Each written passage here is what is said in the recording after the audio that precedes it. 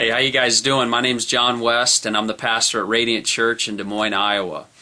This is our second church plant, and one of the things that's actually exciting for me is the process of raising money.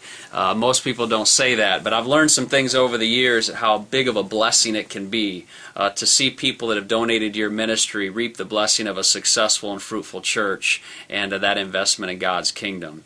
And so I want to talk to you about raising funds. What do we need to think about? Maybe 4 or 5 core principles when it comes to fundraising.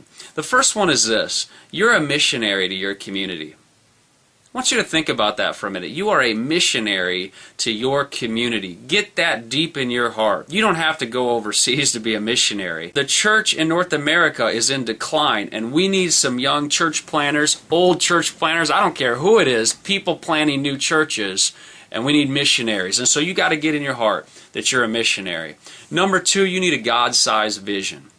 John Knox famously said, "Give me Scotland or I die." You got to have that kind of a vision and passion for what you're doing. And if you don't have it right now, here's my suggestion. Stop what you're doing and get alone with God and spend a few days, a weekend retreat or something, and say, "God, give me a vision that I will die for, that I will go after." Number 1, a vision for your church, but number 2, a vision for how much money do you want to raise? What's your vision? Do you want to raise $100,000, $200,000, $10,000? And so put that number somewhere in your office and look at it and have the mission of your church underneath and get that God-sized vision. The third thing you need to think about is, okay, what's my prayer strategy? How much do I believe in the power of prayer? See, God's going to change the hearts of the people that want to donate to your church. And He's going to open the floodgates for you. And then number 4, you got to have a strategy. A strategy to accomplish what God has given you. Any financial strategy, I think the first thing you got to think about is just the different elements, the streams of revenue and income. The first one would be your denomination. Most denominations, and the Wesleyan's no exception, probably going to give you a limited amount of money, but a lot of prayer and a great network. And so fill out the denominational grant, get a couple $1,000, it'll be a huge blessing, and be in partnership there. The second thing is districts. Every district across the United States and Canada runs a little differently, has a different size bank account. A lot of districts have sacred fund money that's designated for church planning or property purchases, and more than likely there's more money there than you would realize. And so what I would tell you is this: develop a solid relationship with your DS. Understand who the board members are of that district board. Understand the flavor of that board. And then when you go in to make a presentation and you've got sort of your 15 to 20 minutes to share before the district board, you make it top-notch, professional, glossy, full color, lay it out, put a lot of hours and investment into that, don't throw something together, and begin to make that presentation. So you got denominations, districts, but the biggest way by far to raise money is individual supporters. So here's what I'd say. Take your list out, Facebook or whatever you have, mailing list for Christmas cards, and begin to just add every person you can possibly think of. I'd say get a list of 300 families if you can, 500 families, and start to then look at that list and begin to say, okay, what's my strategy for reaching these people with what they need?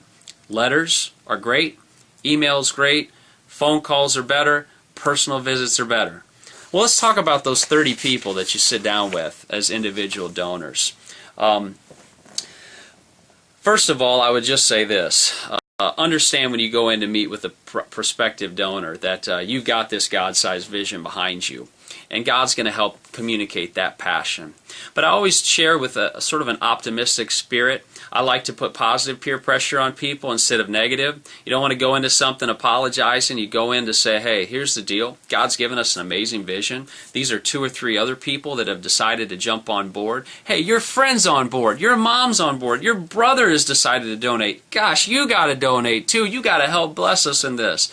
And create that positive peer pressure. I think that's a good thing.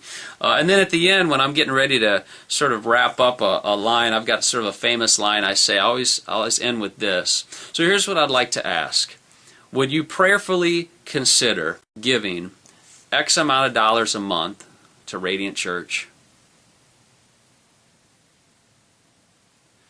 count to 5 in your mind. Do not keep talking. Stop talking right then and there and let them process that. And if they say they need a little bit more time, then say, great, what would be a good time to follow up with you? And write the time down. Don't let them get away. All right? So that's just another way. Keep people on a mailing list. Definitely cultivate that. So you got districts, denominations, individuals. Networks are kind of a cool thing in certain specific cases. Most networks want you to then donate back to them, some kind of a tithe back to the network. So just be careful of the fine print there. You've also got churches as a stream of income. Set up your church visits. Do it as public as possible. Try to get some time from the pastor to preach from the pulpit, or at least to give an announcement from the pulpit. Make sure people check boxes right away in the service. You don't want to let that go till later. Give them a time to commit right away. One other way to receive funding is obviously through your launch team and through your individual tithing. Soon as someone signs up for your launch team, they start tithing to your church right away. I don't care if you're meeting weekly or not. You start to begin to cultivate that habit of tithing. And then finally, I would just say this. Once you've mined sort of the denomination, district, individuals, networks, churches, and your launch team, the seventh thing is this, and I'll close out with it. There are other people that you know, you went to college with, you were in ministry together, you were working with, that could raise support right alongside of you. Don't think you can't have staff members because, well, you don't have enough money. They could raise their support and jump on board with you, and you could do it together and tag team the deal. In both of our churches, we've had people come alongside of us and do that, and so make sure that you include that in your strategy as well. So that's the deal. There's a lot more I could share, but you just need to understand you're a missionary, and you've got a God-sized vision and a lot of prayer behind it. And so create a strategy and then work it. Work that strategy. You know, more often than not, God's not limiting us. We limit God with our weak faith, with our fear, with our lack of a clear strategy. And I believe God wants to just pour open His resources and bless you in an amazing way in your church. But it's only going to be done with a lot of faith in God and the ability to push through this critical part of church planning, which is fundraising. Okay?